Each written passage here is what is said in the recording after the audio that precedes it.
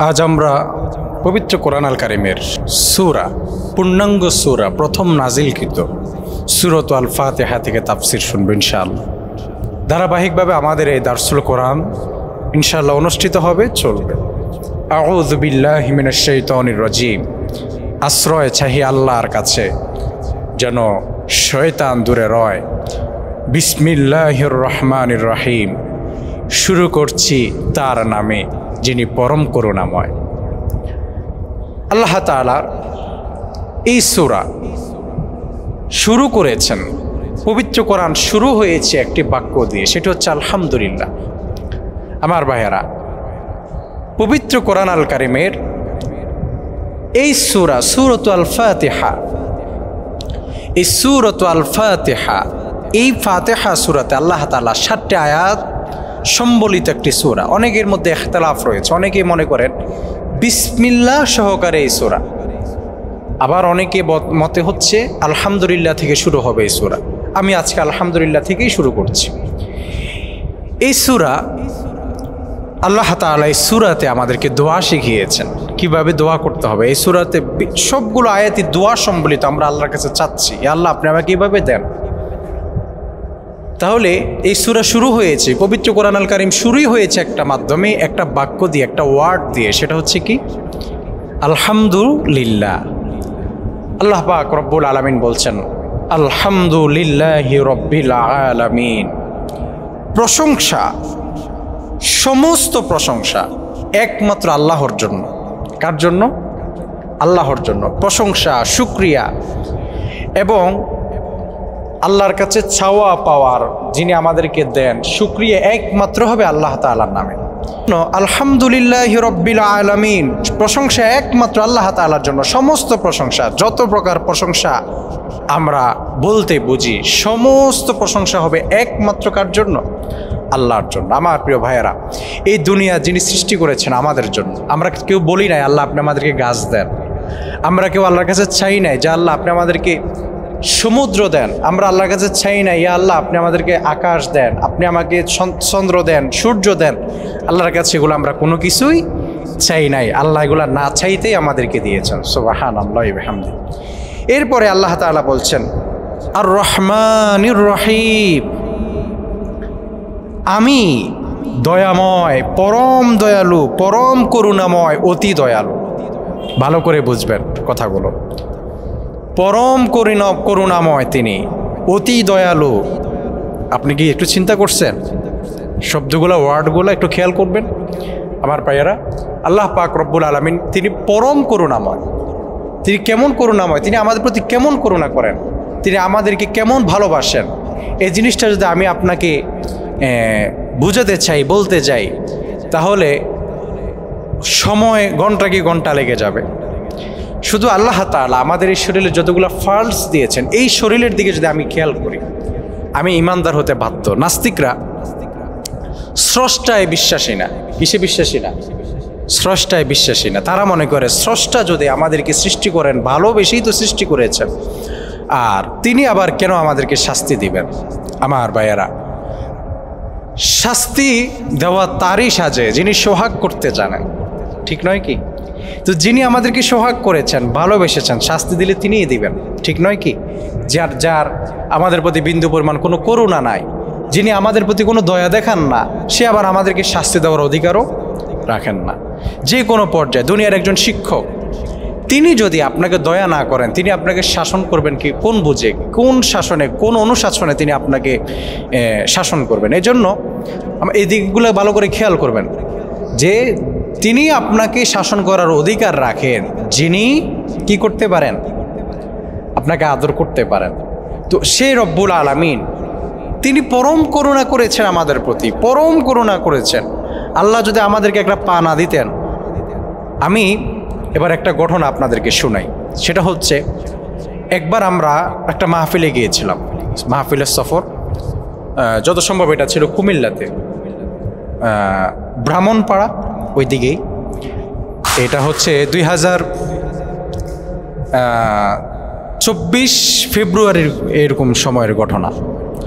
যাওয়ার পরে হঠাৎ আমরা যেখানে বসে আছি মেহমানখানায়, এমন সময় হঠাৎ বিদ্যুৎ চলে গেছে। তো আমাদের সাথে একজন অন্ধ লোক বসা ছিল, উনি অন্ধ হাফেজ ছিল, উনি অন্ধ মানুষ, উনি বসা ওই অনুষ্ঠানে আমাদের সাথে বসা আছেন মেহমানখানাতে। তো তিনি যখন বসা, এমন সময় হঠাৎ বিদ্যুৎ চলে গেল। তো বিদ্যুৎ চলে যাওয়ার পরে আমরা সবাই হায় হতা শুরু করেছি, তাড়াতাড়ি বিদ্যুতের ব্যবস্থা করো, লাইটের ব্যবস্থা করো। তো উনি পাশ থেকে হু হু করে কান্নাকাটি শুরু করলেন।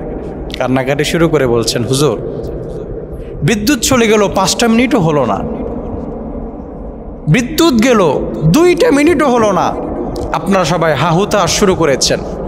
আর অথচ আমি আজ জন্মের পরে, আমার বয়স 37 বছর চলতেছে, 37 বছর আমি একবারও দুনিয়ার কোনো নাজ নিয়ামত দেখতে পারি নাই। তিনি আমাকে আরেকটা তথ্য দিয়েছেন যে হুজুর আমরা যখন ঘুমের মধ্যে যে স্বপ্ন দেখি, ওই স্বপ্নটাও আমরা দেখি না, অন্ধকার, আমরা শুধু আওয়াজ শুনতে পাই। আপনি কি চিন্তা করছেন? সে রব্বুল আলামিন এত গুরুত্বপূর্ণ 2টা চোখ আমাকে দিয়েছেন, আপনাকে দিয়েছেন। এই চোখের শুক্রের যদি আমি আর আপনি সারা জীবন সেজদায় পড়ে থাকি, এই যে শুধু অক্সিজেন, আমি এবং আপনি, আমরা যে অক্সিজেন গ্রহণ করি, এই অক্সিজেন যখন বন্ধ হয়ে যায় বা সমস্যা হয়ে যায়, আপনি একবার হসপিটাল থেকে অক্সিজেন নেন তো 1 ঘন্টায় কত টাকা বিল আসে, 1 দিনে কত টাকা বিল আসে। এভাবে করে আপনি আল্লাহ তাআলার যত সৃষ্টি, যিনি আমাদেরকে না চাইতে দিয়েছেন, পানি এত গুরুত্বপূর্ণ একটা জিনিস।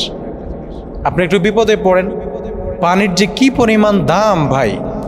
আমার মনে আছে আমরা যখন ট্যুরিস্টে যাই, বিভিন্ন জায়গায় ঘুরতে যাই, তখন দেখবেন বিভিন্ন ট্যুরিস্ট স্পটে যে পানি বিক্রি হয় 25 টাকা 30 টাকা দাম। আরে ভাই এই পানি তো বাইরে 15 টাকা দাম, 30 টাকা কেন বিক্রি করে? কয়টার এখন খুব প্রয়োজন। তো এই বিষয়গুলো আমাদের একটু খেয়াল রাখতে হবে যে আল্লাহ তাআলা আমাদেরকে যে নিয়ামতগুলো দিয়েছেন, তিনি অতি দয়া করে দিয়েছেন, পরম করুণা করে দিয়েছেন। যদি তিনি পরম করুণাময় না হতেন, তাহলে আমাদেরকে পানিও কি করতে হতো? কিনে নিতে হতো, অক্সিজেনও কিনে নিতে হতো। তিনি অতি দয়া করে এগুলো আমাদেরকে সহজ করে দিয়েছেন। এরপরে মালিক ইয়াউমিদ্দিন, তিনি বিচার দিবসের মালিক। কি দিবসের মালিক? বিচার দিবসের মালিক। আমার ভাইয়েরা, আল্লাহ তাআলা প্রথমে তিনি তার সকল প্রশংসা, সকল সৃষ্টি, সকল কিছুকে তিনি সমস্ত প্রশংসার অধিকারী একমাত্র তিনি হয়েছেন। এরপর আল্লাহ বললেন, আমি পরম দয়ালু, অতি দয়ালু, আমি পরম করুণাময়। এরপরে আল্লাহ বলছেন, আমি বিচার দিবসের মালিক। কিয়ামতের ময়দানে একমাত্র বিচারক কে হবেন? আল্লাহ পাক রব্বুল আলামিন। এই ছাড়া আর অন্য কেউ বিচার দিবসের কোনো প্রকার আইন প্রণয়ন করতে পারবেন না, একমাত্র আল্লাহ তাআলা এবং তার নবী মুহাম্মদুর রাসূলুল্লাহ সাল্লাল্লাহু আলাইহি ওয়াসাল্লাম। তিনি সুপারিশ করবেন, কারণ কোরআনুল কারীমে আল্লাহ বলছেন, মান যাল্লাযী ইয়াশফাউ ইনদাহু ইল্লা বিইযনি। একমাত্র নবী করিম সাল্লাল্লাহু আলাইহি সাল্লামকে আল্লাহ তাআলা সুপারিশ করবার জন্য সুযোগ করে দিবেন। এই ছাড়া আর অন্য কেউ কোনো কথা বলার মতো সুযোগ পাবে না, এবং কি কোনো নবীরাও না। একমাত্র আল্লাহ হবেন বিচারক, আর নবী করিম সাল্লাল্লাহু আলাইহি ওয়াসাল্লাম আমার আপনার নবী, তিনি বিচার দিবসে উম্মতের জন্য কান্নাকাটি করবেন, বিচারগুলোকে সহজ করে দিবেন ইনশাআল্লাহ, যদি আমরা নবীর উম্মত হতে পারি। হ্যাঁ, যদি কি হতে পারি?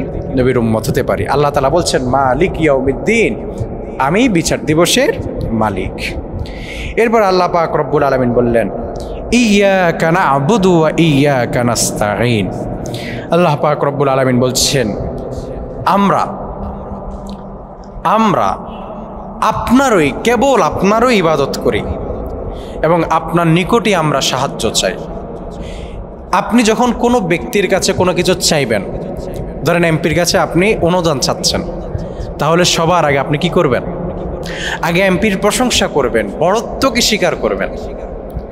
এরপরে আপনি তার কাছে সাহায্য চাইলে তিনি সাহায্য করতে পারেন। তো আল্লাহ তাআলা এই সূরাতুল আল-ফাতিহাতে আমাদেরকে শিখাচ্ছেন কিভাবে দোয়া করতে হয়, কিভাবে কি করতে হয়, দোয়া করতে। আমরা আগে আল্লাহর বড়ত্বকে স্বীকার করছি, আল্লাহর দরবারে নিজের সমস্ত কিছুর প্রশংসাকে আল্লাহর সামনে লুটিয়ে দিচ্ছি, আল্লাহকে স্বীকার করছে যে আপনি হচ্ছেন পরম করুণাময়, পরম দয়ালু। একজন এমপির কাছে আপনি গেলে আগে নিজের কী করতে হবে? উনি যে এমপি সাহেব, আমরা আপনাকে নির্বাচনে ভোট দিয়েছি, আপনাকে আমরা নির্বাচিত করেছি, চেয়ারম্যান মেম্বার যার কাছে যান, আপনি অনেক ভালো মানুষ শুনেছি, সাহায্য সহযোগিতা করেন, সেজন্য আপনার কাছে এসেছি। এভাবে আমরা আগে কি করি, ওনার প্রশংসা করি, আর প্রশংসা তো তিনিই পাবেন যিনি প্রশংসার যোগ্য। তো এই সূরা আল ফাতিহাতে আল্লাহ তাআলা দোয়া শিখিয়েছেন। তার মানে এই দোয়ার মাধ্যমে আমরা কি করতে পারি, আল্লাহ তাআলা এখানে বলছেন যে আমরাই বলছি যে আমরা আপনারই ইবাদত করি এবং আপনার নিকটে আমরা সাহায্য চাই। সকল সাহায্য একমাত্র আল্লাহর কাছে চাইব। কোনো মাজার, কোনো পীর, কোনো বাবা, এই সেই যত আবিজাবি যত কিছু আছে, হ্যাঁ, একমাত্র আমরা কার কাছে চাইব, আল্লাহর কাছে চাইব। এবং কি নবী করিম সাল্লাল্লাহু আলাইহি সাল্লামের কাছেও কোনো কিছু চাওয়া যাবে না, আশা করা যাবে না, একমাত্র আল্লাহর কাছে সাহায্য চাইতে হবে। আর নবী করিম সাল্লাল্লাহু আলাইহি সাল্লামের কাছে শাফাত যেটা, সেটা নবী করিম সাল্লাল্লাহু আলাইহি সাল্লাম কিয়ামতের মাঠে ওই সকল উম্মতদেরকেই শাফাত করবেন যারা কি করবেন, নবী করিম সাল্লাল্লাহু আলাইহি সাল্লামের উম্মত হবেন। কিন্তু নবী করিম সাল্লাল্লাহু আলাইহি সাল্লামের কাছে চাওয়া যাবে না, তিনি নিজের ক্ষমতা বলে আল্লাহকে মাইনাস করে তিনি কিছুই করতে পারেন না। আল্লাহ হচ্ছেন স্রষ্টা, আল্লাহ হচ্ছেন কি স্রষ্টা, আর আমার নবী হচ্ছেন মাখলুকের মধ্যে সেরা মাখলুক, কিন্তু আমার নবী হচ্ছেন সৃষ্টি, আল্লাহ হচ্ছেন কি স্রষ্টা। তো আমার ভাইয়েরা, এজন্য সকল সাহায্য একমাত্র কার কাছে চাইব, আল্লাহর কাছে চাইব, অন্য কারো কাছে চাওয়া যাবে না। আমি বলি আপনার জুতার পিতাও যদি ছেড়ে যায় সেটা আপনি আল্লাহর কাছে চান। আল্লাহ তাআলা কোরআন কারিমে আরেক জায়গায় বললেন, ইয়া আইয়ুহাল্লাযীনা আমানুস্তাঈনু বিস-সাবরি ওয়াস-সালাহ, তোমরা ধৈর্য ধারণ করো, সাহায্য চাও সালাতের মাধ্যমে, সালাত এবং ধৈর্যের মাধ্যমে তোমরা আমার কাছে কি করো, সাহায্য চাও। ইন্নাল্লাহা মা'আস-সাবিরিন, আমি ধৈর্যশীলদের সাথে আছি। এজন্য আমরা ধৈর্য ধারণ করব, বিপদ আপদে, রোগ বালাইয়ে সবসময় আমরা কি করব, ধৈর্য ধারণ করব। এরপর আল্লাহ তাআলা 6 নম্বর আয়াতে বলছেন, ইহদিনাস সিরাতাল মুস্তাকিম, আপনি আমাদেরকে সরল পথ দেখান, আপনি আমাদেরকে হিদায়াত দিন। দেখুন প্রিয় ভাইরা, ইসলাম দিন এটা একটা সহজ, এটা কমপ্লিট জীবন বিধান, কিন্তু এই পথটা অনেক সহজ পথ। আজকের সমাজে আমাদের কাছে দিন মানাটা সবচেয়ে কঠিন হয়ে গেছে। কেন জানেন? কেন? 1 নম্বর কারণ, পৃথিবীর সময় শেষ হয়ে এসেছে, কিয়ামত আমাদের অতি নিকটে। 1, 2 নম্বর, আমরা ইসলামকে প্র্যাকটিস করা ছেড়ে দিয়েছি। ইসলামকে যে প্র্যাকটিস করতে হয়, প্র্যাকটিক্যালি মুসলিম এখন বর্তমানে খুব কম পাওয়া যায়, নামে মাত্র মুসলিম। দেখা যায় যে সে মুসলমানের ঘরে জন্মগ্রহণ করেছে, আর রাজনীতি করে কার? জাতীয়তাবাদের। রাজনীতি করে কার? কমিউনিজমের উপরে। রাজনীতি করে কিসের উপরে? সেকুলারিজমের উপরে। সে মুসলমানের সন্তান, তো তার জন্য পথটা কঠিন হয়ে যায়। সে আল্লাহর কাছে উত্তম রিজিক তালাশ করবে, কারণ আল্লাহ হচ্ছেন রিজিকের মালিক। আর রিজকু মাকসুমুন, রিজিকের মাকসাদ, রিজিকের ফয়সালা তো আসমান থেকে হয়। কিন্তু আমরা রিজিক তালাশ করি কোথায়? একটু বিপদে পড়ে গেলে আল্লাহর কাছে চাই না। আল্লাহর কাছে আল্লাহ যেন আমাদের পথটাকে সহজ করে দেন, এর জন্য আল্লাহর কাছে আমরা আর্জি করি না। আমরা সুদ, ব্রাক ব্যাংকে যাই, বিভিন্ন ব্যাংকে থেকে সুদ নেই, এরপরে বিভিন্ন হারাম মধ্যে আমরা কি করি? জড়িয়ে পড়ি। এই জন্য আমাদের পথটা অতিও কঠিন হয়ে যায়। কিন্তু ইসলামের পথ, দিনের পথ, এটা অনেক সহজ পথ ভাই। বিয়ে যেমন একটা বিধান, বিয়েটা কিন্তু অনেক সহজ। উভয় কবুল বলবে, বিয়ে হয়ে গেল, খুতবা হবে, দোয়া হয়ে যাবে, শেষ, বিয়ে শেষ। কিন্তু আমরা এটাকে কঠিন করেছি আজকের সমাজ। মেয়ের বাড়িতে ওলিমা, হ্যাঁ, এটা তো স্পষ্ট ইসলামের বিধান, এটা নাই। যদি কোনো মেয়ের অনেক অর্থ সম্পদ থাকে, তিনি যদি প্রতিবেশ থেকে খাওয়াতে চান, সেটা দোষের না।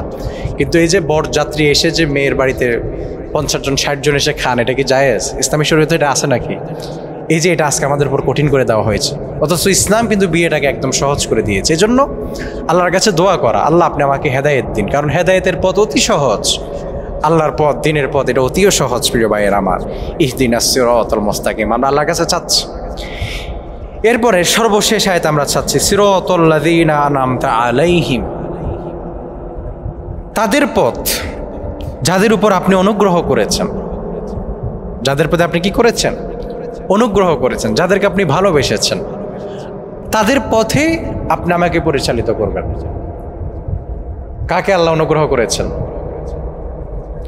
নূহ আলাইহিসসালাতু ওয়াসসালামকে, মূসা আলাইহিসসালাতু ওয়াসসালামকে, আমার আপনার নবীকে। এভাবে সকল নবী, সকল ওলি, সকল বুজুর্গ, সকল আকাবির আসলাফ ওলামায়ে কেরাম, তাদেরকে আল্লাহ অনুগ্রহ করেছেন। সকল বীর মুজাহিদ, বীর সিফাহ সালার, তাদেরকে আল্লাহ কি করেছেন? অনুগ্রহ করেছেন। এ আল্লাহ, আপনি তাদেরকে, আমাকে ওনাদের অন্তর্ভুক্ত করেন। আল্লাহর কাছে যখন দোয়া করবেন, আজকে একটা দোয়া শিখিয়ে দিই। আল্লাহর কাছে যখন দোয়া করবেন তখন বলবেন, ইয়া আল্লাহ, আপনি তো ফিরাউনের দোয়াও কবুল করেন নাই আল্লাহ? ফিরাউন সারাদিন নিজেকে খোদা দাবি করতো, রাত হলে আল্লাহর দরবারে গুহায় গিয়ে খাতো। আল্লাহ, আপনি আমাকে দুনিয়া দিয়ে দেন, আখিরাত আপনি আমার থেকে নিয়ে। আল্লাহ ফিরাউনের দোয়া কবুল করছেন, নমরুদের দোয়ারও কবুল করছেন, নমরুদ ক্ষমতা চাইছে। এভাবে আল্লাহকে বলবেন, আল্লাহ, আপনি তো ফিরাউনের দোয়া কবুল করছেন, নমরুদের দোয়া করছেন, আপনি মুসার দোয়া কবুল করছেন। ইয়া আল্লাহ, আমি তো আর ফিরাউন নয়, আমি তো আপনার নমরুদ নয়। আল্লাহ, আমি কালেমা পড়া মুসলমান, আপনি তার দোয়া যদি কবুল করতে পারেন, আপনি আমার দোয়া একটু কবুল করেন আল্লাহ। ইয়া আল্লাহ, আমি জানি আপনি তো মুসার আল্লাহ, যে আল্লাহ মুসাকে 12টা পথ করে দিয়েছেন মুসার জন্য, অতিক্রম হয়ে গিয়েছিল মুসা আলাইহিস সালাম। আপনি তো ইউনুস নবীকে মাছের পেট থেকে আপনি বের করেছেন, আপনি গাছের মাঝখান থেকে নবীদেরকে বের করে আপনি জীবিত করেছেন, তাদের কোনো ক্ষতি হতে আপনি দেননি। আল্লাহ, আপনি আমার প্রতিও কি করেন? অনুগ্রহ করেন তাদের পথে। আপনি তো সে আল্লাহ, আপনি মুসার আল্লাহ। আমি জানি আমি মুসা নই, আমি জানি আমি নুহু নই, আমি জানি আমি ঈসা নই, কিন্তু আপনি তো সেই আল্লাহ যে আল্লাহ মুসার আল্লাহ ছিলেন। এভাবে কি করব? দোয়া করব। গায়রিল মাগদুবি আলাইহিম ওয়ালাদ-দাল্লিন। যুবকরা এবার খেয়াল করো, আল্লাহ বলছেন গায়রিল মাগদুবি আলাইহিম ওয়ালাদ-দাল্লিন, আপনি তাদের পথে আমাদেরকে পরিচালিত করবেন না যারা কি হয়েছে? গোমরা হয়ে গেছে, পথভ্রষ্ট হয়ে গেছে, যারা অতিও রাগী, যারা নিষ্ঠুর। এখানে মুফাসসিরিনে কেরাম তাফসির করেছেন, এখানে বিশেষভাবে ইহুদিদের কথা বলা হয়েছে, খ্রিস্টানদের কথা বলা হয়েছে। আপনি তাদের মতো আমাদেরকে পথভ্রষ্ট করবেন না। যারা পথভ্রষ্ট হয়ে গিয়েছে, যারা আপনার পথে ছিল অভিশপ্ত হয়েছে। ইহুদি জাতি সবচেয়ে বেশি অভিশপ্ত, কারণ তারা 70,000 নবীকে কি করেছেন? হত্যা করেছে। ইহুদিরা এরা নিকৃষ্ট জাতি। তো আমরা আল্লাহর কাছে দোয়া করছি, আপনি আমাকে তাদের পথে কি করবেন না? পরিচালিত করবেন না। যুবকরা চেষ্টা করবেন নিজের ঈমানকে বাঁচিয়ে রাখার চেষ্টা করবেন। এজন্য চেষ্টার কোনো বিকল্প নাই। ইহুদিদের পথ কখনো আপনি অনুসরণ করতে পারি না। আল্লাহ কোরআন শরীফে বলেছেন, আপনি প্র্যাকটিক্যাল মুসলিম, আপনি সব কিছু ইসলামের বিধান অনুকরণ করছেন, কিন্তু আপনি আপনার ব্যক্তিগত জীবনে ইসলাম কায়েম করতে পারেন না। আপনি ব্যক্তিগত জীবনটা সাজাচ্ছেন সাকিব খানের মতো, আপনি ব্যক্তিগত জীবনটা সাজাচ্ছেন, আমি তো এগুলো দেখি না হিন্দি সিরিয়াল, এগুলো আসলে আমার নামগুলো জানা নাই, এক কথায় ইহুদি খ্রিস্টানদের মতো করে। তো তাদের কালচারগুলা, তারা কীরকম প্যান্ট পরে, তাদের চুল কীরকম, মেসি নেইমার এদের মতো করে চলে। আরে যুবক ভাইয়েরা, এই যে ব্রাজিল খেলাধুলা আসলে ব্রাজিলের পতাকা টানিয়ে কি করে? অথচ ব্রাজিল, আর্জেন্টিনা এরা ইসলাম, মুসলিম দেশগুলোর জন্য এরা সবচেয়ে বড় দুশ্মন এবং অভিশপ্ত এরা। অথচ এদের সাপোর্টার আজকে কে? এই মুসলিম কমিউনিটি, মুসলিম যুব সমাজ। হারাম, স্পষ্ট হারাম। মুশরিকদের কাতারের অন্তর্ভুক্ত আপনি হয়ে যাবেন, কখনো এগুলা সাপোর্ট করবেন। আর খেলাধুলা দেখাও ইসলামী শরীয়তে নিষেধ রয়েছে, খেলাধুলা দেখা যাবে না।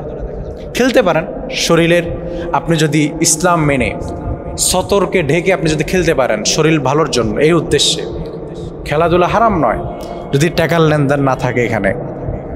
হ্যাঁ, যদি আবার কোনো ক্লাব আপনাকে ভাড়া করে নেয় যে তুমি যদি আমাদের ক্লাবে খেলো তাহলে এত টাকা দেবো, ওইটা দোষের কিছু না। হ্যাঁ, এবার এটা খেয়াল করবেন।